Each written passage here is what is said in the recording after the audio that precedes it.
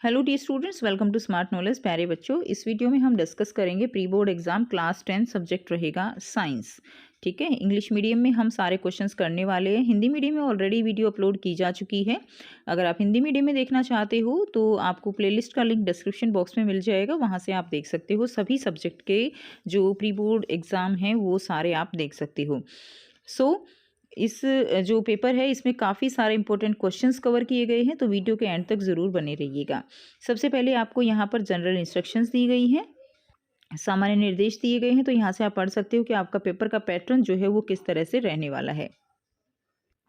सबसे फर्स्ट है section A दिया गया है, जिसमें आपके एमसीक्यूज देखने को मिलेंगे। फर्स्ट क्वेश्चन है oxidation is a process which involves. तो ऑक्सीडेशन क्या है? That is the addition of oxygen. Second, most abundant metal in the earth crust जो है वो क्या रहेगी? एल्यूमिनियम रहेगा। नेक्स्ट देखिए, common name of Na2CO3 10H2O। तो ये क्या है? वॉशिंग सोडा है, सोडियम कार्बोनेट, और 10 इसमें क्या है? वाटर ऑफ क्रिस्टलाइजेशन है।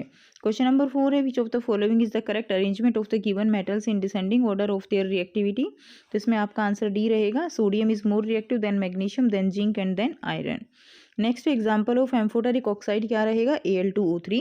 जिंक ऑक्साइड और Al2O3 ये दो आपके सिलेबस में है, तो दोनों को आप अच्छे से याद करेंगे इसकी रिएक्शंस के साथ। जिंक ऑक्साइड और एल्यूमिनियम ऑक्साइड दोनों ही एम्फोटेरिक ऑक्साइड हैं, क्योंकि एसिड के साथ भी रिएक्ट करते हैं और बेस के साथ भी। विच of the following pair will give displacement reaction. तो इसका आंसर आपका बी रहेगा। AgNO3 solution and copper metal, ये जो है डिस्प्लेसमेंट रिएक्शन दिखाएगा। नेक्स्ट देखिए, क्वेश्चन नंबर 7 है, an aluminium strip is kept immersly in freshly prepared ferrous sulphate solution taken in a test tube, the change observe is that. तो इसमें change क्या होगा? Lower end of the test tube become slightly warm. ठीक है। Next है, in amoeba food is digested in the. Food किस में digest होता है? फूड वैक्यूल में। क्वेश्चन नंबर 9 है, what are the product obtained by anaerobic respiration in yeast. तो इसमें क्या बनता है जब एनारोबिक रेस्पिरेशन होता है? तो ethanol plus carbon dioxide plus energy. Next है, क्वेश्चन नंबर 10 है, is cell divided into several cells during reproduction in plasmodium. तो जब एक सेल काफ़ी सारी सेल्स में डिवाइड होती है रिप्रोडक्शन के समय, प्लाज्मोडियम इसका एग्जाम्पल रहेगा, उसको कहते हैं multiple fission. Which of the following can be inherited from parent to offspring. तो इसमें देखिए, स्विमिंग टेक्निक है, स्कल्प्टेड बॉडी है, आर्करी है, इसमें ये सारी इनहेरिटेड नहीं हो सकते, लेकिन बिग नोज वाला जो कैरेक्टरिस्टिक है वो पेरेंट से ऑफस्प्रिंग में जो है इनहेरिटेड हो सकता है। क्वेश्चन नंबर 12 है, which of the following event in the mouth cavity will be affected if salivary amylase is lacking in the saliva. So इसमें क्या होगा? इसमें जो स्टार्च होता है वो शुगर में कन्वर्ट हो जाता है, इसीलिए जो रोटी है वो हमें कुछ देर बाद चबाने के बाद क्या लगती है? मीठी लगती है। उसका आंसर भी यही रहेगा, as the starch that get break down into sugar. Question number 13 है, usually a beam of light incident on a concave mirror. Mirror कौन सा है? कॉनकेव मिरर है, ये रियल इमेज फॉर्म करता है। तो रिफ्लेक्टेड बीम क्या होगी? तो जो कॉनकेव मिरर है उसको क्या है? कन्वर्जिंग मिरर होता है, तो जो रिफ्लेक्टेड लाइट है वो कन्वर्ज हो जाती है। Question number 14, the danger signal installed at the top of the tall buildings are red in color. These can be easily seen from a distance because among all other color the red light is। तो red light की wavelength वो सबसे ज़्यादा होती है, इसीलिए उसकी scattering कम होती है। आंसर रहेगा scattered by the list by smoke और फोग। तो स्मोक और फोग से ये कम स्कैटर्ड होता है, जिसकी वजह से दूर से दिखाई देता है, इसीलिए जो डेंजर सिग्नल्स होते हैं वो रेड कलर के बनाए जाते हैं। नेक्स्ट क्वेश्चन नंबर 15 है, the cleaner of nature are. Cleaner जो है नेचर के किसको कहते हैं? डिकम्पोजर्स को कहेंगे। Biodegradable waste include. तो बायोडिग्रेडेबल वेस्ट इसमें कौन सा हो जाएगा? वुड सेविंग्स हो जाएगा। ठीक है, बाकी सारे नॉन बायोडिग्रेडेबल हैं, like glass bottle, pesticide, aluminium foil. अगला क्वेश्चन जो दिया गया है आपको, that is question number 17 to 20। इसमें असर्शन रीजन दिया गया है। क्वेश्चन नंबर 17 है, chemical reaction change the physical and chemical properties of a substance. ठीक है, इसमें केमिकल और फिजिकल प्रॉपर्टी एक सब्सटेंस की चेंज होती हैं। Chemical changes involve change in the chemical composition of matter and new substance is formed. इसका answer आपका ए रहेगा। दोनों ही ठीक है और ये इसकी सही एक्सप्लेनेशन भी है। क्वेश्चन नंबर 18 है, असर्शन है, in internal fertilization male and female gametes fuse inside the female body. Reason रहेगा, in all fishes fertilization takes place internally. तो इसमें क्या है कि ये आपका रीजन गलत है, जबकि जो असर्शन है वो ठीक है, तो इसलिए आंसर सी हो जाएगा। नेक्स्ट देखिए, क्वेश्चन नंबर 19 है, on changing the direction of flow of current through a straight conductor the direction of magnetic field around the conductor is reverse. तो ठीक है, अगर हम करंट की डायरेक्शन चेंज कर देंगे तो मैग्नेटिक फील्ड की डायरेक्शन भी क्या हो जाती है? चेंज हो जाती है। रीजन है, the direction of magnetic field around a conductor can be given in accordance with left hand thumb rule. तो लेफ्ट नहीं होता, राइट हैंड थंब रूल से हम इसको जो है पता लगाते हैं, तो ये गलत हो गया, तो आपका आंसर जो है सी हो जाएगा। क्वेश्चन नंबर 20 है, ozone is formed in upper atmosphere by oxygen in presence of UV radiation. बिल्कुल ठीक है। Ozone depletion will lead to UV rays reaching earth which may cause skin cancer, ये भी ठीक है लेकिन एक्सप्लेनेशन नहीं है, तो आंसर बी रहेगा।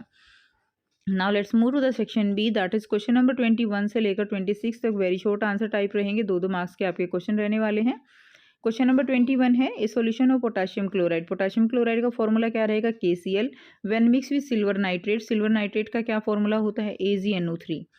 ठीक है, एक इनसोल्यूबल वाइट सब्सटेंस बनता है, इसका मतलब प्रेसिपिटेशन रिएक्शन है, उसी के अंदर क्या बनते हैं, इनसोल्यूबल वाइट सब्सटेंस बनेगा जो नीचे बैठ जाता है, जिसको हम प्रेसिपिटेट कहेंगे, और रिएक्शन को प्रेसिपिटेशन रिएक्शन कहेंगे। तो इसमें क्या बनता है, KNO3 + AgCl बन जाता है। और ये किस टाइप की रिएक्शन हो गई, डबल डिस्प्लेसमेंट रिएक्शन। ठीक है, ये डबल डिस्प्लेसमेंट रिएक्शन। सो यहाँ से एक और क्वेश्चन बन जाता है कि all the precipitation reaction they are double displacement reaction, but all the double displacement reaction are not the precipitation reaction. Clear. Question number 22 है, by changing their shape muscle cell help in movement. How do muscle cells change their shape, तो muscle cell जो है वो अपनी shape कैसे change करती हैं जिसकी वजह से मूवमेंट होती है, तो उसके अंदर एक स्पेशल प्रोटीन होता है। तो ये देखते हैं आंसर। क्वेश्चन नंबर 21 का आंसर रहेगा, मसल सेल्स जो है they have special protein that change both their shape and their arrangement in the cell in response to nervous electrical impulse. तो 21 का आंसर ये हो जाएगा। नेक्स्ट देखिए, नेक्स्ट क्वेश्चन नंबर 22 हमने किया है, ये क्वेश्चन 22 का आंसर था। तो क्वेश्चन नंबर 23 है, right full form of ATP and DNA। तो ATP की फुल फॉर्म क्या होगी, एडिनोसिन ट्राइफॉस्फेट, एंड DNA की रहेगी डिऑक्सीराइबो न्यूक्लिक एसिड। और में दिया गया है, diffusion pressure alone is insufficient to meet the oxygen requirement of multicellular organism like human state reason, कि जो केवल डिफ्यूजन प्रेशर है वो अकेला इनसफिशियंट है हर एक बॉडी की, हर एक जो बॉडी है उसके हर एक सेल तक ऑक्सीजन भेजने में। क्या रीज़न रहेगा, आंसर रहेगा due to higher metabolic rate and the volume of human body is so large that oxygen can not diffuse into all cells of the body quickly, as oxygen will have to travel large distances to reach each and every cell. तो ये इसका answer हो जाएगा। Next देखिए, next question number 24 है, with the help of label रे diagram show the path followed by a narrow beam of light when it passes through a glass prism. कि जब आपको डायग्राम ड्रॉ करना है कि जब नैरो बीम ऑफ लाइट जो है वो ग्लास प्रिज्म से पास होती है तो किस तरह का डायग्राम बनेगा, and right your observation when white light passes through a glass prism. जब वाइट लाइट पास होती है ग्लास प्रिज्म से तो क्या ऑब्जर्वेशन रहेगी, यहाँ से इसका आंसर करेंगे। ठीक है, तो इसमें क्या रहेगा कि स्पेक्ट्रम जो है इस तरह से जब स्क्रीन पर प्रिज्म से लाइट पास होगी तो ये यहाँ पे जो लाइट है वो 7 कलर में स्प्लिट हो जाएगी। ठीक है, और ऊपर रेड हो जाएगा, नीचे वायलेट आ जाएगा। लेकिन अगर इस तरह से डायग्राम है तो इसमें जब आप डिस्पर्जन करोगे यहाँ पे तो इसमें ऊपर वायलेट रहेगा और नीचे रेड रहेगा। इस चीज़ का आपको ध्यान रखना है कि बेस जो है आपका नीचे है तो ऊपर रेड रहेगा। मोस्टली आप किससे याद करते हो, विबग्योर से याद करते हो ना, तो बच्चे सोचते हैं कि ये वी जो है ऊपर आएगा, तो ऐसा नहीं है। आर जो है ये ऊपर आता है कलर और वायलेट नीचे आएगा, इस चीज़ का ध्यान रखेंगे। बी पार्ट है, spectrum will be observe on the screen placed near it consist of 7 colour. तो इस पे क्या दिखाई देंगे, स्पेक्ट्रम पे 7 कलर दिखाई देते हैं, ये इसकी ऑब्जर्वेशन हो जाएगी। नेक्स्ट क्वेश्चन नंबर 25 है, name a device that you can use to maintain a potential difference between the ends of a conductor, explain the process by which this device does so. So answer रहेगा electric cell और battery. The chemical reaction within a cell generate the potential difference across the terminals of the cell even when no current is drawn from it. तो जो उस potential difference को maintain करके रखता है वो cell या बैटरी है, और जो उसके टर्मिनल्स हैं सेल के, जब करंट फ्लो भी नहीं हो रहा होता है तो भी जो पोटेंशियल डिफरेंस जनरेट करता है केमिकल रिएक्शन के through, when it is connected to a conductor it produce electric current. और जब ये कंडक्टर से कनेक्ट किया जाता है तो इलेक्ट्रिक करंट प्रोड्यूस करता है and maintain the potential difference across the ends of the conductor. Next और में दिया गया है, water has absolute refractive index 1.33 and alcohol has refractive index 1.36। Which of the two medium is optically denser, give reason for your answer. तो absolute refractive index जो water का है 1.33 है और अल्कोहल का है 1.36। तो इसमें डेंसर मीडियम कौन सा होगा, जिसका रिफ्रैक्टिव इंडेक्स ज़्यादा होता है वो डेंसर मीडियम होता है, और जिसका रिफ्रैक्टिव इंडेक्स कम है वो ऑप्टिकली रेयरर मीडियम रहेगा। ठीक है, तो इसमें आपका आंसर हम किस तरह से लिखेंगे, देखिए। Alcohol is optically denser medium as its refractive index is higher than that of water. When we compare the two media, the one with large refractive index is called the optically denser medium, then the other has the speed of light is lower than in this medium. Question number 26 है, in the following food chain 100 joule energy is available to the lion, how much energy was available to the producers, explain. तो इसमें क्या होगा, lion को के पास कितनी energy है, 100 joule, तो अकॉर्डिंग टू 10% लॉ डियर के पास कितनी होनी चाहिए, 1000 जूल होनी चाहिए, और प्लांट्स के पास कितनी हो जाएगी, 10,000 जूल एनर्जी हो जाएगी। तो ये ग्राफ रहेगा, तो ये आपका आंसर हो जाएगा, प्लांट्स के पास कितनी रहेगी, 10,000।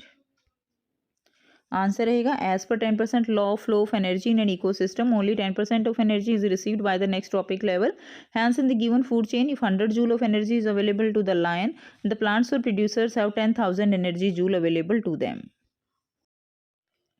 नेक्स्ट देखिए, क्वेश्चन नंबर 27 दिया गया है, section C, a white colour powder compound X is used for making toys. ठीक है, तो white colour powder compound x जो है वो टॉयज को बनाने में यूज़ किया जाता है। आपको इस तरह के जो क्वेश्चन होंगे एक्स वाई जेड वाले, उनमें आपको बहुत ही डायरेक्ट हिंट दिया होगा, बस आपको उस हिंट को पकड़ना है और उस रिएक्शन तक पहुंचना है कि कौन सी रिएक्शन पूछी जा रही है। अब जिसमें हमने देखा कि मेकिंग टॉयज, अब टॉयज बनाने के लिए किसका यूज़ होता है, टॉयज बनाने के लिए पीओपी का यूज़ होता है। ठीक है, it get harden to solid mass of compound Y when mix with water, when Y is heated at 373 kelvin it changes to compound X again. तो इसमें क्या रहेगा, identify and write the chemical name and formula of X and Y. तो X क्या है, इसमें POP है, तो CaSO4 हाफ H2O, ये क्या हो जाएगा, पीओपी है।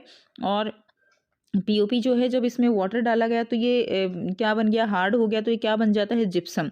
जिप्सम का फॉर्मूला क्या हो जाएगा, CaSO4 2H2O। Give the chemical equation for the above chemical reaction to form compound Y. तो वाई कंपाउंड कैसे बन रहा है, CaSO4 हाफ H2O है, ये क्या है यहाँ पे, ये पीओपी है। ठीक है, और इसमें 1.5 वाटर जब मिलाया जाएगा तो ये क्या बन जाएगा, ये जिप्सम बन जाएगा। ठीक हो जाएगा, क्या होगा, ये जिप्सम हो जाएगा। नेक्स्ट देखिए, क्वेश्चन नंबर 28 है, give reason for the following. इसमें आएगा नंबर 1 है, hydrogen gas is not evolve when most of the metal react with nitric acid. Hydrogen gas evolve नहीं होती है जब मेटल जो है वो नाइट्रिक एसिड के साथ रिएक्ट करती है। जबकि नॉर्मली क्या होता है ना कि हाइड्रोजन गैस निकलती है कोई भी मेटल जब एसिड के साथ रिएक्ट करती है, लेकिन नाइट्रिक एसिड के साथ ऐसा नहीं होता। ऐसा क्यों नहीं होता, क्योंकि नाइट्रिक एसिड जो है वो एक स्ट्रॉन्ग ऑक्सीडाइजिंग एजेंट है। ऑक्सीडाइजिंग एजेंट है तो जो भी इंटरमीडिएट प्रोडक्ट इसमें बनता है हाइड्रोजन, ये इसको क्या करता है, ऑक्सीजन प्रोवाइड करा देता है, और ये क्या बन जाता है, ये वाटर बन जाता है, और ये खुद रिड्यूस हो जाता है किसी भी नाइट्रोजन ऑक्साइड्स में, लाइक NO में रिड्यूस हो जाता है। ठीक है, NO में रिड्यूस हो जाता है, NO2 में हो जाता है, N2O में हो जाता है, तो इस तरह से ये अपने ही ऑक्साइड्स में रिड्यूस हो जाएगा। नेक्स्ट क्वेश्चन देखिए, zinc oxide is considered as an amphoteric oxide. Zinc oxide को एम्फोटेरिक ऑक्साइड क्यों कहते हैं, आप सब बच्चे जानते हो। एम्फोटेरिक ऑक्साइड कौन से ऑक्साइड होते हैं, जो एसिड के साथ भी रिएक्ट करते हैं और मेटल के साथ भी, बेस के साथ भी। ठीक है, तो हमने एग्जाम्पल ऊपर भी किया था, जिंक ऑक्साइड और एल्यूमिनियम ऑक्साइड Al2O3, ये 2 एग्जाम्पल रहेंगे। आंसर करेंगे, zinc oxide react with both acids as well as bases to form salt and water, thus zinc oxide is an amphoteric oxides. ठीक है, zinc oxide plus hydrochloric acid ये क्या form करेगा, ZnCl2 plus H2O, and zinc oxide plus NaOH ये क्या बनाएगा, sodium zincate plus water. तो ये इसकी रिएक्शंस रहेंगी। नेक्स्ट क्वेश्चन है, a piece of calcium start floating in water when it is drop in water. Piece of calcium जो है वो फ्लोट करता है वाटर पे जब इसको पानी में गिराया जाता है, क्यों। So calcium react with water and release hydrogen gas. ठीक है, और जो बबल्स ऑफ हाइड्रोजन गैस हैं वो स्टिक हो जाते हैं सरफेस पे, जिसकी वजह से कैल्शियम फ्लोट करता है। रीज़न इसका यही रहता है ना कि जो हमारे पास मेटल होती है और जो हाइड्रोजन गैस निकलती है वो बर्न नहीं होती, इतनी एनर्जी नहीं होती है कि वो बर्न हो जाए, तो हाइड्रोजन गैस बबल्स की फॉर्म में मेटल के साथ चिपक जाएगी। हाइड्रोजन गैस कैसी होती है, हल्की होती है, जिसकी वजह से जो मेटल है वो हाइड्रोजन गैस के हल्के होने के कारण वो वाटर पे तैरती रहती है। नेक्स्ट देखिए, और में दिया गया है, a metal X combine with a non metal Y by the transfer of electron to form a compound Z. तो इसमें बताना है, state the type of bond in compound Z. इसमें देखिए मेटल एक्स जो है वो नॉन मेटल वाई के साथ करती है bye the transfer of electron. तो इसमें ट्रांसफर ऑफ इलेक्ट्रॉन में कौन सा बॉन्ड बनता है, आयनिक बॉन्ड बनता है। तो जो कंपाउंड जेड बनेगा उसमें कौन सा बॉन्ड रहेगा, आयनिक बॉन्ड रहेगा। What will be the physical nature of the compound Z. Z जो है वो कैसा होगा, अब आयनिक जो बॉन्ड जिसके अंदर होता है मोस्टली वो सारे कैसे होते हैं, वो सॉलिड बनते हैं। ठीक है, तो सॉलिड रहेगा लेकिन ब्रिटल रहेगा। ब्रिटल का मतलब क्या होता है कि वो जैसे तोड़ेंगे उसको तो वो बिखर जाता है, जैसे नमक होता है ना बिखर जाता है, तो उसको बोलते हैं ब्रिटल। सल्फर है, जिस तरह सल्फर भी ऐसे बिखर जाती है, ठीक है, उसी तरह से का नेचर होता है आयनिक कंपाउंड्स का। तो NaCl है, ये बिखर जाएगा, उसको बोलते हैं brittle in nature. Will this compound dissolve in kerosene और पेट्रोल। तो ये इनसॉल्युबल होते हैं सॉल्वेंट्स के अंदर, दिस टाइप ऑफ सॉल्वेंट्स के अंदर, कैरोसिन हो या पेट्रोल हुआ। नेक्स्ट देखिए क्वेश्चन नंबर 29 है, name the endocrine gland which secrete growth hormone. कौन सा एंडोक्राइन ग्लैंड है जो कि ग्रोथ हार्मोन सिक्रीट करता है? That is the pituitary gland. What will be the effect of the following on a person? तो deficiency of growth hormone क्या होगा? ड्वार्फनेस हो जाएगी, बोनापन रहेगा, एंड एक्सेस अगर हो जाएगा तो जो है गिंगेंटिज्म हो जाएगा, यानी बहुत एक्सेस में हाइट बढ़ जाएगी। क्वेश्चन नंबर 30 देखेंगे, Mendel carry out an experiment to study the inheritance of two trait in garden P.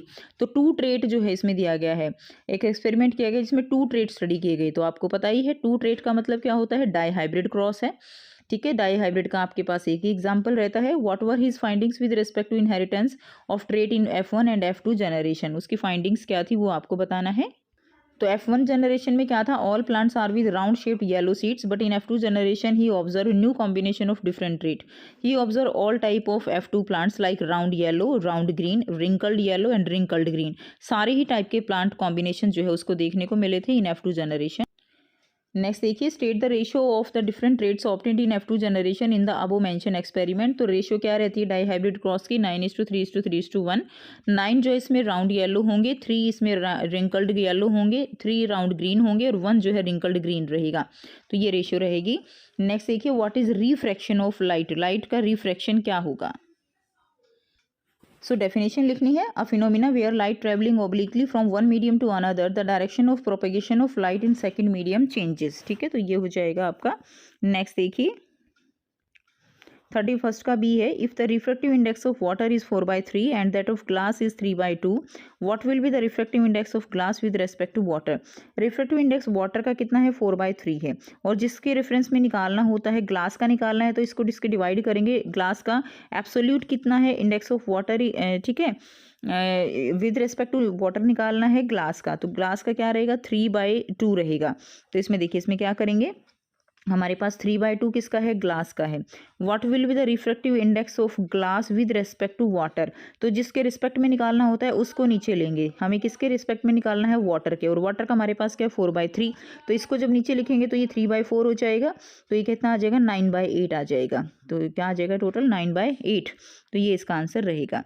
Next देखिए क्वेश्चन नंबर 32 है, two identical resistor are first connected in series and then in parallel, find the ratio of equivalent resistors of two cases. ठीक है, पहले दो register को series में connect किया गया, फिर दोनों को पैरेलल में कनेक्ट किया गया, फिर दोनों की रेशियो आपको निकालनी है। तो आंसर रहेगा, let resistance be each resistor be R. ठीक है, रेजिस्टेंस क्या है, आर है। फॉर सीरीज कॉम्बिनेशन क्या रहेगा, आर एस जो है वो क्या हो जाएगा, आर एस हो जाएगा R1 + R2। सो आर एस क्या रहेगा, आर एस जो है R + R 2R हो जाएगा। पैरेलल कॉम्बिनेशन में क्या होगा, 1/RP that is equal to 1/R1 + 1/R2। अब ये R1 R2 हमने एक R मान रखा है ना, तो यहाँ से क्या हो जाएगा आपका RP R1 R2, तो ये आपका यहाँ से ये हो जाएगा आर, यहाँ पे आपका आर पी क्या हो जाएगा, हमने सारे आर की वैल्यू रख दी, तो क्या आ जाएगा हमारा R/2 आ जाएगा। ये बहुत इजी है, आप सॉल्व कर सकते हो। रेशो हमने निकाल ली, series divided by parallel. Series का हमारा कितना आया है, 2R, और इसका कितना आया है, R/2। तो ये हमारा रेशो कितना आ जाएगा, 4:1 आ जाएगा। आई होप आपको ये बिल्कुल क्लियर है। ठीक है, एक बार अच्छे से इसको देख लीजिए। नेक्स्ट क्वेश्चन नंबर 33 है, column A contains some part of electrical devices and column B contains the materials used for making these devices, match column A and B. तो कॉलम ए इसमें दिया गया है, फिलामेंट ऑफ इलेक्ट्रिक बल्ब जो है वो क्या हो जाएगा, टंगस्टन। हीटिंग एलिमेंट क्या है, हीटिंग एलिमेंट निक्रोम है। कनेक्शन वायर क्या है, that is the connection wire is copper, and welding wire क्या होती है, लेड टेन अलाय होता है। नेक्स्ट क्वेश्चन करेंगे, how much current will an electric bulb of 600 ohm draw from a 110 volt source. तो इसमें क्या दिया हुआ है, आपको आर दिया हुआ है, इसमें वोल्टेज दी हुई है, निकालना क्या है, आई निकालना है। फॉर्मूला हमारे पास ओम्स लॉ क्या रहेगा, V = IR, तो आई क्या हो जाएगा, V/R। तो वो सिंपल सा इसके हम लगा देंगे 110/600, तो आंसर हमारा यहाँ से आ जाएगा 0.18 एम्पियर। ठीक है, उसके बाद नेक्स्ट दिया गया है आपको सेक्शन डी। सेक्शन डी में आपको क्वेश्चन नंबर 34 से 36 देखने को मिलेंगे, that are long answer type questions.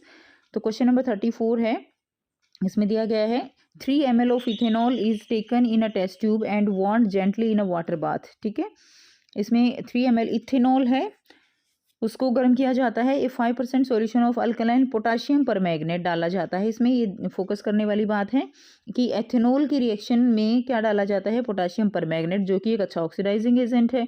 इन चीज़ों को फोकस करते हुए चलना है आपको। Is added to drop by drop in this solution, then in excess. Name the product formed in this reaction.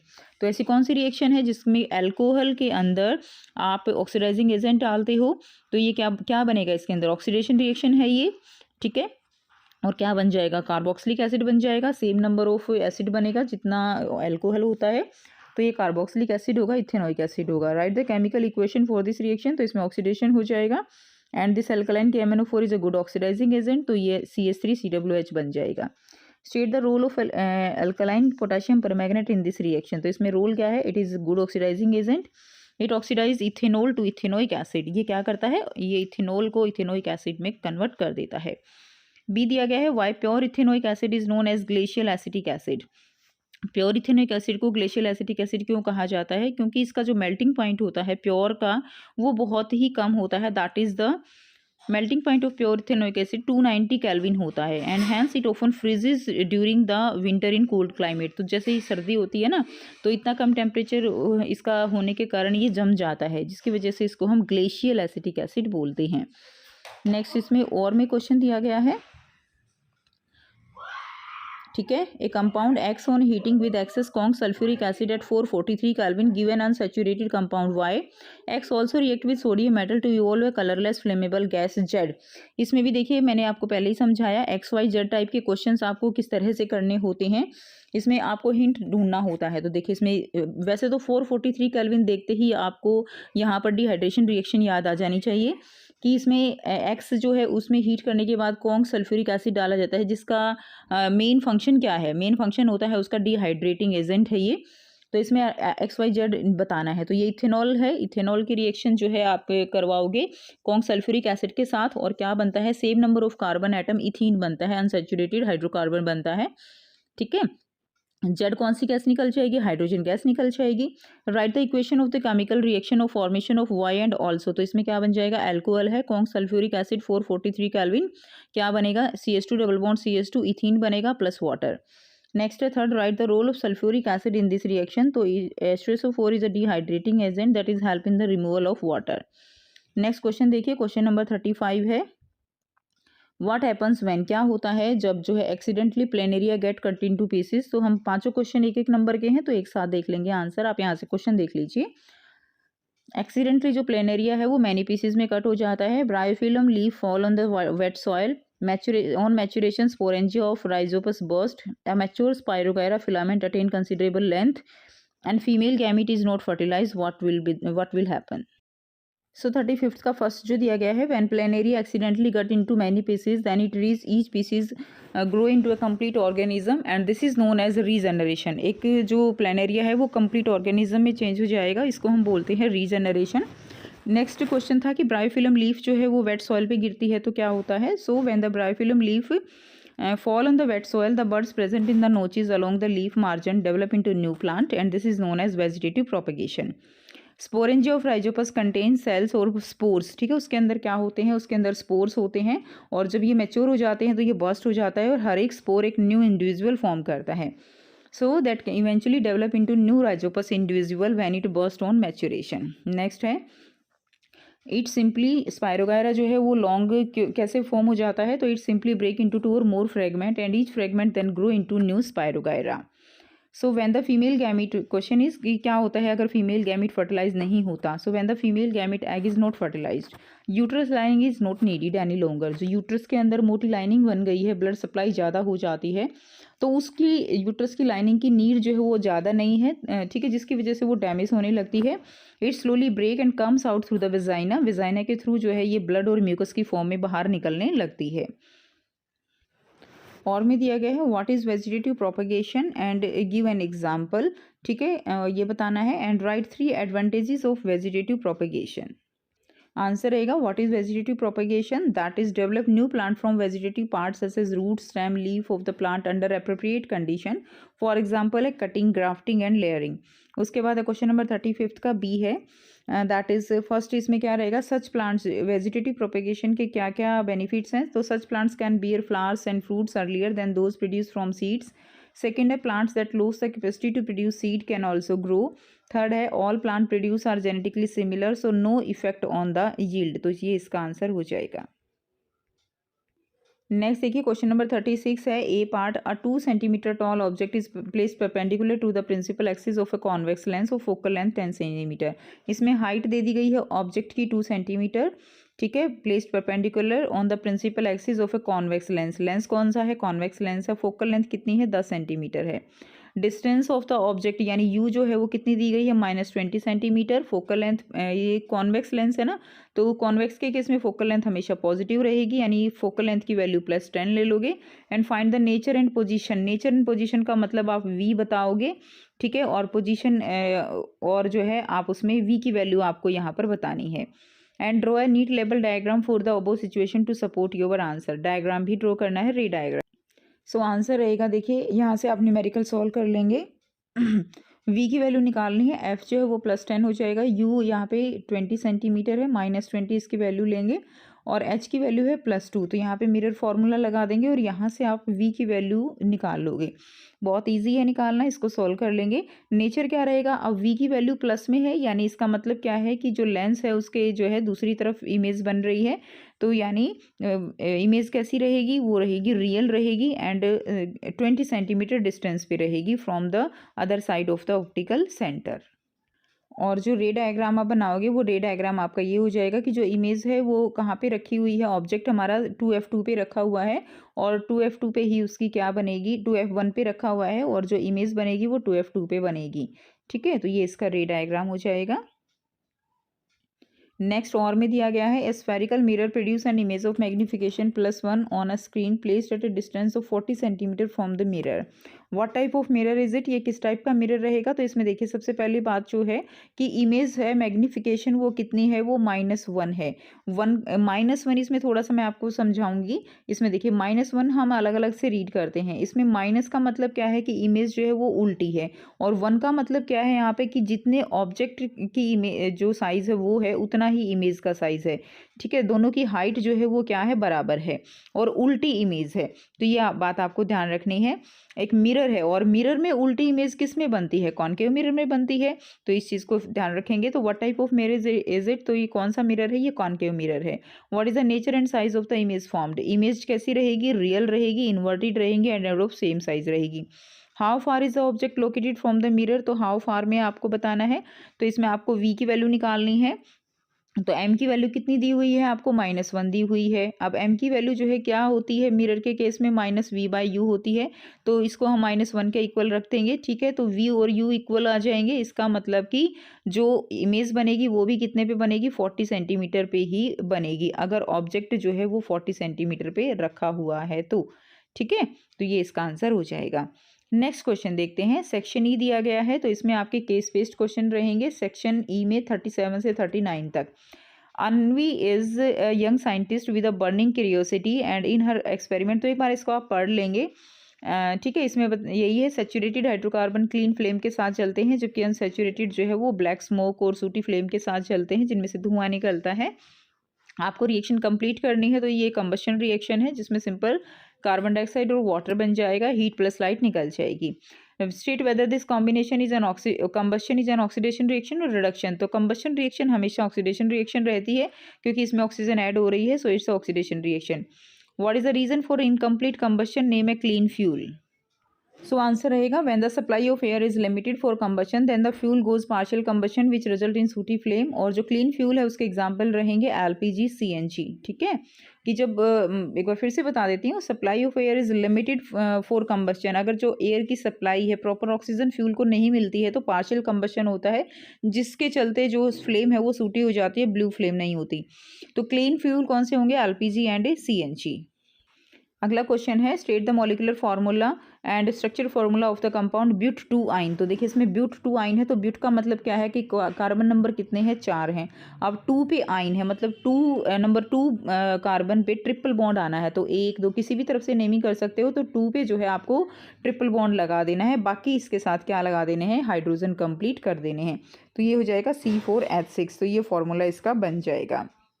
Next देखिए क्वेश्चन नंबर 38 है, इसमें आप एक बार इसको अच्छे से रीड कर लेंगे। ए दिया गया है, a couple has 2 daughters, what is the probability of their having a girl next time. तो प्रोबेबिलिटी हमेशा ही सेक्स डिटर्मिनेशन में कितनी होती है? 50% होती है, 50% boy and 50% girl. What is the number of autosomes present in the liver cell of a human female, तो ऑटोसोम्स कितने होते हैं, 22 पेयर होते हैं। नेक्स्ट है mention the sex chromosomes pair present in a zygote which determine the sex of female child and male child, तो female child में X determine करता है और मेल चाइल्ड में XY डिटरमाइन करता है। अगला क्वेश्चन है difference between the asexual and sexual reproduction in reference to gamete formation, asexual और सेक्सुअल के बीच में डिफरेंस आपको बताना है। एसेक्सुअल रिप्रोडक्शन क्या है, in which gametes are not formed hence fertilization does not takes place, and sexual reproduction में क्या होगा, gametes are always formed and fertilization takes place to form a zygote. ठीक है, ये आंसर हो जाएगा। अगला क्वेश्चन दे रखा है क्वेश्चन नंबर 29, देखिए in house 3 bulb of 100 what, 3 bulb हैं कितने के, 100 वॉट के, ईच लाइटेड फॉर 5 आवर्स, और कितने टाइम से के लिए जलाए जाते हैं, 5 घंटे के लिए। 2 फैन हैं कितने वॉट के, 50 वॉट के, कितने टाइम के लिए जलाए जाते हैं, 10 आवर्स के लिए। और एक इलेक्ट्रिक हीटर है 1 किलोवाट का, is use for half an hour, और आधे घंटे के लिए वो जलाया जाता है। तो इसी के ऊपर आपके बेस्ड क्वेश्चन रहेंगे। What would be the arrangement of the 3 electric bulb, 3 electric bulb जो है उनकी अरेंजमेंट कैसे होगी, so the electrical power consumed by them is minimum. अगर पावर को बिल्कुल मिनिमम कंज्यूम करना है तो इसका मतलब क्या है कि उनका रेजिस्टेंस जो है वो ज़्यादा होना चाहिए, तभी पावर कम होगी। तो इसका मतलब वो जो करंट है वो क्या रहेगा, power consumes is minimum when current is minimum, और करंट मिनिमम कब रहेगा, जब रेजिस्टेंस ज़्यादा रहेगा। तो उनको हम किस में जोड़ देंगे, सीरीज़ में जोड़ देंगे। सीरीज़ में जब कनेक्ट करते हैं तो रेजिस्टेंस सबसे ज़्यादा होता है, और पैरेलल में जब कनेक्ट करते हो तो रेजिस्टेंस जो है वो सबसे कम होता है। Next state one difference between kilowatt and kilowatt hour. ठीक है, तो किलोवाट जो है वो क्या है, पावर की यूनिट है, और किलोवाट आवर किसकी यूनिट है, एनर्जी की यूनिट है। दोनों में डिफरेंस ये रहेगा। Calculate the total energy consumed by bulb and fans in 1 day for the house, तो आपको बताना है total energy consumed by bulb and fan. तो देखिए बल्ब के केस में क्या है कि बल्ब जो है वो कितने पावर का है, 100 वॉट का। 3 बल्ब थे हमारे पास, तो कितनी पावर यूज़ कर रहे हैं, ये 300 वॉट, और कितने घंटे के लिए जलते हैं, 5 घंटे के लिए।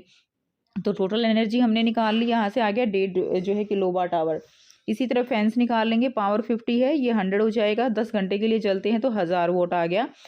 तो 1 किलोवाट आवर आ गया, यानी टोटल एनर्जी कितनी हो गई यहाँ से, 2.5 किलोवाट आवर हो गई। 2.5 यूनिट कह सकते हो आप, किलोवाट आवर जो है वो किसके बराबर होगा, 1 यूनिट के।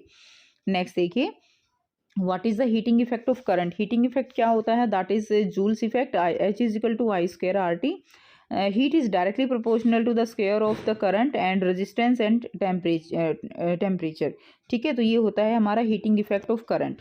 List 2 electrical appliances which work on this effect, तो कौन से 2 इलेक्ट्रिकल अप्लायंसेज है जो इसके ऊपर काम करते हैं, दैट इज आयरन है, टोस्टर है, हीटर, ओवन, केटल, ये सब इस पे काम करते हैं। तो ये आंसर आपका हो जाएगा। सो ये था कंप्लीट पेपर। आई होप सारे क्वेश्चंस आपको क्लियर है। मैंने पूरी कोशिश की है आपको सारे कॉन्सेप्ट भी साथ साथ देने की।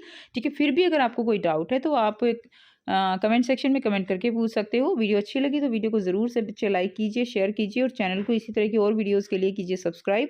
बाकी सारे जो पेपर हैं आपको उनका लिंक आपको वो डिस्क्रिप्शन बॉक्स में मिल जाएगा, वहाँ से आप कंप्लीट सारे सब्जेक्ट के पेपर देख सकते हो, उनकी प्रैक्टिस कर सकते हो। सो मिलते हैं आपसे नेक्स्ट वीडियो में। Till then take care, bye bye and best of luck.